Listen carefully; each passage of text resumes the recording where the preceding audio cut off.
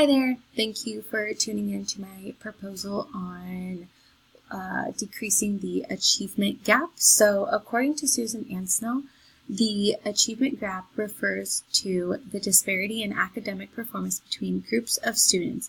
Achievement gap shows in grades, test scores, course selection, dropout rates, and college completion. There are a few reasons why this is an issue. Lower versus higher income poverty areas, and then minorities in that area. The gap speaks to me because I currently live in Fayetteville, North Carolina, where poverty is seen. 20% are in the poverty area, where the state's average is 15%.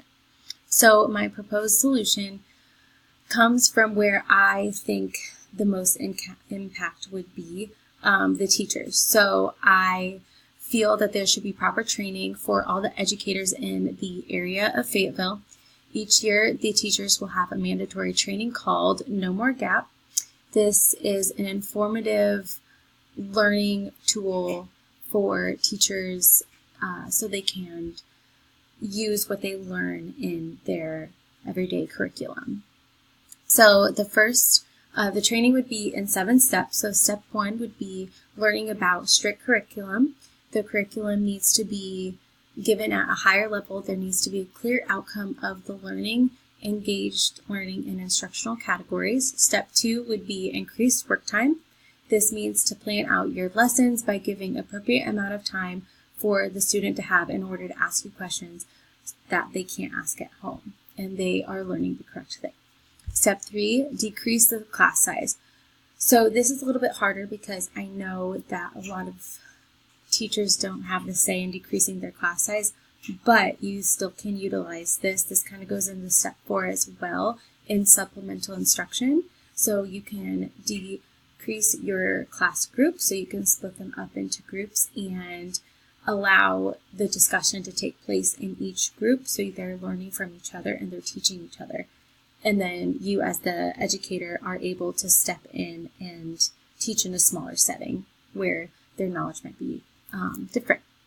So step 5 would be monthly check-in. So having a folder on each student, where they're at, where their struggles are, and their accomplishments, setbacks, and just having check-ins with them. So step 6 is motivation. So how can you motivate your class? Are there certain students that like sports and they're motivated by sports? Are there certain that like more sciencey things? How can you motivate your students? How can you make it fun? Step 7, it would be continuing education. So for the educators, always striving to learn more for their students and how can they impact their students. So the reasoning behind the solution, so creating stronger teachers is the best way to close the gap. It has to start within the school system.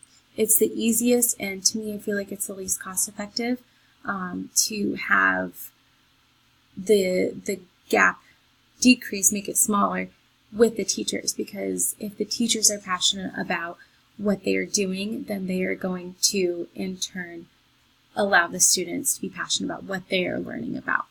So to make the achievement gap smaller in my own area, all the schools need to be on the same page so having the area-wide training is a large goal to accomplish, so there needs to be proper training. So some obstacles that I feel that I will see is to kind of have every school be on the same page. So of course, different schools have different resources, but I imagine this proposal to be a large convention. So, one Saturday or on a break, all the teachers are able to go to this mandatory training where they are learning about the exact same thing. And I imagine this training can go to each county or district to further their understanding on this big subject. So I see this as a future issue because not all educators can have 6+ experience by having the proper training, we're able to close the gap. So my outcomes, I hope to achieve with my proposed solutions are obviously closing the gap, building a stronger, more confident teachers, and most importantly, students to become successful in their future. So the biggest goal, of course, in achievement gap is decreasing the achievement gap, and by having to start with the teachers, they're more confident in how they can do that, and they're practicing and they're learning, and in turn, all the students are trying, and they're going to college, or they're doing better on their tests, or they're getting in these courses that they normally wouldn't. So ultimately, this is important to my community because it is a lower income area. There are a lot of rougher areas. What brings my community a little bit different than other communities is the fact that Fort Bragg is right next to it, and so a lot of the military people go on post. So the education is a little bit different on post than it is off post. So I know that the gap, there's a higher income level, then there's a lower income level. So by decreasing the gap, the achievement gap, we are allowing all students to have a shot in the world today, a world that is at times worrisome. We as future educators need to focus our time on the success of students, and by having the proper training for educators, we can start to decrease the gap worldwide.